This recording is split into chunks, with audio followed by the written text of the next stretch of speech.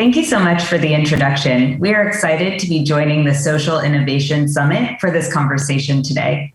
I'm Jennifer Wong, the director of Wallis Annenberg GenSpace. Let's dive right in. I'm here today with Edna Kane-Williams from AARP and Chip Conley, founder of the Modern Elder Academy. Edna, you were recently named as AARP's Chief Diversity Officer.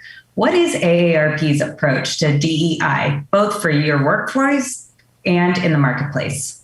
Well, we've created a framework for our DE&I work, and it includes 3 domains, and you mentioned 2 of them: workforce, workplace, and marketplace. So there are a number of assets in each one of those domains that becomes our focus, but it's an important message that all 3 of them make up the space that we want to occupy, not just workforce, not just marketplace, not just workplace, but all 3 of them synergistically, because you can't excel in one without the others. So in launching our efforts, we did a lot of research. We looked at best practices. We looked at what other companies were doing, where they place this work, where the position should be placed within the organization. And we, again, decided to adopt the 3 pillars, if you will. My position reports directly to the CEO. That was a very conscious decision. It's not within any specific department. It's not within HR. It's not within marketing or within membership. It reports directly to the CEO. And again, our realm is the totality of those 3 spheres, not just any one. Thanks so much. Mm-hmm. And Chip, you have been working in organizations for quite some time, looking at both how workplace and workforce and marketplace, all of these different things, converge together, just as Edna described. And what does that look like for you right now in your work? Well, my background was as a boutique hotelier, and I was asked to join, after I'd sold my company, the 3 young founders of Airbnb in San Francisco when they were a small little tech company. And I joined at age 52, and the average age of the person in the company was 26. So quickly they started calling me the modern elder. And what I started to see in Silicon Valley is Silicon Valley has done a very good job around diversity and inclusion, but they have almost forgotten that there are different ages in the workplace. And so we look at it from gender, race, sexual orientation, disabilities or not, but we don't tend to look at, in many companies, at how are we creating a more intergenerationally collaborative workforce.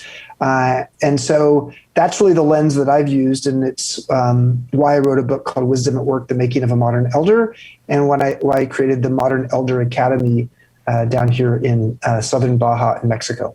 Yeah, I just have to add, I'm here to support everything that my co-presenter says, although I think some would argue that Silicon Valley has a great record on diversity and inclusion from even the race and ethnicity standpoint. I think there's still a long way to go, but even longer in terms of age. So. Yeah, so I totally agree with you. I figured you would. Edna, we're on the same page. Yeah. I figured you would. Here, me 3. And I mean, in that line of collaboration and celebration, I was wondering if each of you could tell me about why the diversity of age is such a benefit. We talk about it being here, but why does it matter? What does that? Why do we need to do it? And why does every company? Why are we encouraging other companies to do the same? Edna, do you want to tackle? Sure. Well, one, the intergenerational workplace is here, right? We have 5 generations working in the workplace right now. If we don't get a handle on what the best practices are, how to do this well, look at what's at stake. Look at what's at risk. We have to understand how, and when I talk about aging, and I'm sure all of us are recognized, I'm not just talking about from an older person's perspective, the totality, Gen X, Gen Z, millennial, boomer, older, we have to understand how they all work together, not protecting one class or one age group over the other. We really have to solve for how best intergenerations can work together in the workplace. So your boss may be 20 years older than you. They may be 20 years younger than you, really. And I think in setting it up, talking about Airbnb, that's a classic that, he started 52 years old. Well, you're going to be working with 72-year-olds, with 75-year-olds, and with 19-year-olds. We have to get and master how to optimize aging in the workplace. Studies have already shown that the more diverse workplaces are, the better the bottom line is. All kinds of studies have shown that in terms of market price and stock price performance, companies that are more diverse do better. It's a business imperative these days. It's a business imperative. It is not something that's nice to do. It's really imperative that we master this. And I think that age is that sort of last domain that we really have to focus a lot on and understand how it affects not only the bottom line, but the quality of life of workers. I love what Edna said, and let me just add that one statistic that a lot of people don't know is that 40% of American workers today have a younger boss. Mm-hmm. If you're 55 years old, it's 70%. Mm-hmm. And by the year 2025, the Department of Labor is predicting that the average American worker will have a younger boss. Wow. We have no history for this. This is not how things have historically been done. Right. And we're staying in the workplace longer. Mm-hmm. So this is fascinating. We need to figure this out because this is not just a little blip of something that's going to happen and then go away. This is a long-term trend in a more digitally focused workplace. So one of the things that I look at is Google did an in-house study of what makes an effective team within Google globally. Mm-hmm. And they had Google's, there are a lot of smart people at Google. Mm-hmm. So they actually studied every one of the variables they could study. And what they came to find out was that the number one variable that defined effective teams at Google was psychological safety. Mm-hmm. Psychological safety is a quality that tends to get better as you get older. And what they found was an age-diverse team that had the variety of people. The young bucks were competitive. Mm-hmm. Older people were the emotionally moderate ones who sometimes actually could sort of zoom up a little bit. And it's not like one was better than the other. They worked better together. They complement each other. That's right. What a great team. Yeah. Absolutely. And so when someone says to me, well, why should we have a diverse, an age diverse team? Well, guess what? You're going to have probably more psychological safety by having a diverse age team. And that is actually the number one effective variable for effective teams. Well, your answers definitely talk about what does it mean to create a multi-generational workforce? How do we sustain it? What are the benefits? But using that forward, what does it mean to the larger society? When we do this right, how does it complement what we've got going on for broader positive outcomes in our larger society here in the United States here? Well, our CEO wrote a book several years ago now called Disrupt Aging, where we really were trying to change the conversation around aging. And so to your question, if we get this right, I'd love it if in 20 years, the Gen Zer who's approaching, midlife or whatever, doesn't have to worry about hiding the date that they graduated from LinkedIn. They're actually a whole cottage industry teaching older workers how to hide their age because it's seen as a negative. It's insulting. I'll put this out there. My kids are always telling me I have several email accounts, but one of them happens to be an AOL account because I've had it the longest. And that's where I'm used to saying that out loud. And they just like, you can't say that you have an AOL account. That automatically, dates you. I'd love it if we master this conversation so that nobody cares. That the date, when I graduated, what kind of social media assets. And by the way, I have an AOL account, but I'm on TikTok, I'm on Twitter, I'm on all the social media. So that's not indicative of how savvy I am in the social media space or digitally at all. But it's all these stereotypes that I think get in our way that should have been discarded long ago that we're still grappling. So if we get this right, future generations can really just be their authentic selves without all of these sleight of hand tools that people are actually teaching folks how to hide their age. I think that's disgraceful. I love that. And for you, Chip. Oh, so I think I'm going to steal a term from a woman named Dr. Laura Carstensen from Stanford Center on Longevity. And she says, we need to create a new generational compact. So what is that? A new generational compact would suggest that there are some vexing problems globally. And, some of them I can count, they take more than one hand, but climate change, the partisanship we have in the world, the value of artificial intelligence, income inequality. There's a lot. And I would just say, for us to actually sit at the table without, think of this as a generational potluck. Each generation can bring to the table a point of view and maybe even some talents that are particularly attuned to that generation. And you get the collection of people at the table and address bigger societal problems, then all of our fingerprints as a society are all over that. One of the challenges we have lately is we have younger people blaming older people for some of the problems we have. But if we are all together in creating solutions, then we can actually point the finger at the other people saying, oh, they're the ones who are going to solve it for us. So this is something we have to do together, and we have to learn how to actually take advantage of that potluck. That's a great visual and a great collaboration in terms of different generations coming together and solve some of our hardest problems and most complicated problems, but really what we can do together. And that really leads me to my last question, which is, and maybe Chip, you can just continue on here with, when you assess where we are today as related to race and social justice and age inclusion that we've been talking about, what are you most optimistic about?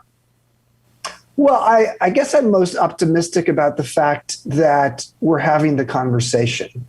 But we've conversed about some of these things for a very long time, especially race and gender. I mean, these, the age one is only a relatively new phenomena, because actually let's acknowledge that historically there was ageism. It was against young people. It was basically, we had hierarchical organizations that were pretty much top down, and you had to pay your dues in order to move up the ladder. And that doesn't exist much anymore. There's still some of that, but that is not the normal organization around today. So I do think that the thing that's interesting about ageism, there's a study that came out from Stanford recently that showed that a large number of people, not a majority, but a significant minority of people who are social justice minded around equality, around demographics, gender, etc., gender, race, sexual orientation, a large minority actually don't believe that ageism is something that needs to be solved in the workplace. Now, why is this? It's partly because there's a sense like, you know what, you're in the way. Just go retire and get out of the way, because you're holding the space, you're holding a senior position where a younger person could take on. This is interesting. This is also a dynamic and a conversation that went on during Social Security and retirement, forced retirement back in the 1930s. And so I think we need to be careful of that one, because I think that it's very true that we have a lot of isms in the workplace and in society.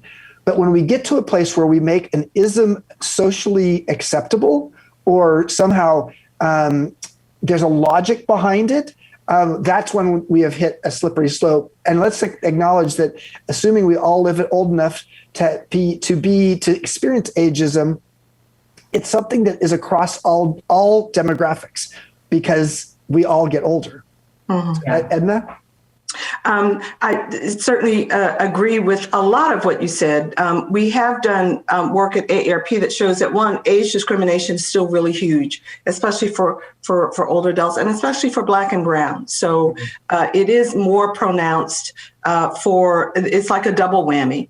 Not only are you, an aging Black person or Hispanic person or someone else of color, but people also discriminate because you're older.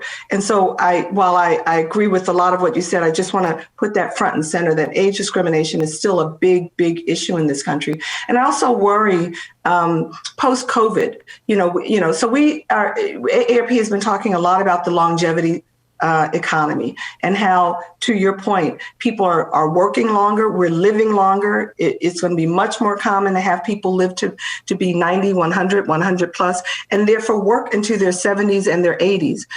I don't think, my concern is that for all of our talk about intergenerational workplaces, that we haven't quite really studied and looked at the impact of people working longer to that degree, and putting tools in place in the workplace to help people plan for and train their workforce to adapt. It's a big change. The longevity economy really signals big changes. I mentioned COVID. I do worry that many people, I was just talking to friends yesterday. It was a beautiful day. We're outside finally enjoying the sun. And, just talking about how many people have oddly done better over this last year for a number of reasons, because they did have jobs that they could work from home, they save money, the housing market is going crazy. But, again, we live in two worlds. There's whole swaths of people who have been decimated, and a lot of them are older, pushed out of jobs, can't get back in the workforce at the same pace. If they get back in, they'll be working substantially less. Many, if they're 50, 58, 59, 60, 62, they won't get back in. So, it's easy for us to focus on, yes, people are working longer, living longer, and there are lots of good news about that story. But I think we still need to keep our eye on these troubling trends that show that older workers still have special considerations. I'm not going to say they have the only considerations, because I certainly agree with you that in many ways younger workers have heavy lifts as well in terms of the job market. But I think the fact that we're talking about it, and you're writing, and people are writing books about it, and just calling attention to it, I think that is the beginning. But I do worry that, I hope that we have better luck with ageism than we've had with, say, racism or sexism, because if that's any indication, we're going to be at this for a very long time. Yep. Agreed. Well, I just want to thank you both for your time today. And I want to we have a little extra time, and I want to give you time to say the piece that you want people to walk away this chat from, hear a bug, check out a book, check out a news article, check out your TikTok, Edna, whatever it may be. Just want to give some space for that, because I think one of the ways that we can continue doing this work is to stay connected and to stay relevant, and but to also know where we've been. So it's a catch-22 sometimes, but wanted to give some space for that. So, Edna, if you wouldn't mind, my closing thought will be, I worry that DEI, that it rolls off the tongue so easily, that it's become a buzzword. It's trending now to use, that phrase. And, but I hope it's not having its time in the sun, and then, 2 years from now, we'll be back at square one. This is serious work. As we mentioned, it's a business imperative. It impacts not only the bottom line, but to me, I say this a lot in presentations, I absolutely feel that this will determine the future of our country and the future of our society. Very troubling trends right now, both in terms of age, in terms of race, in terms of the whole diversity sphere. And so these conversations and discussions and work in this space is serious work. We've got to be uncomfortable, willing to be uncomfortable to take these things on. Thank you. And so you can, if this is interesting to you, I write a daily blog called Wisdom Well.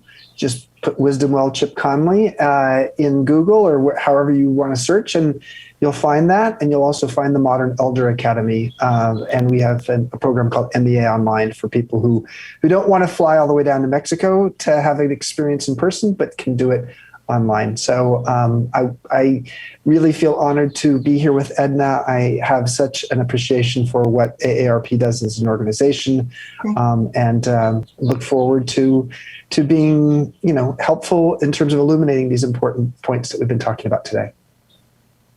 And thank you both so much. Thank you. Thank you.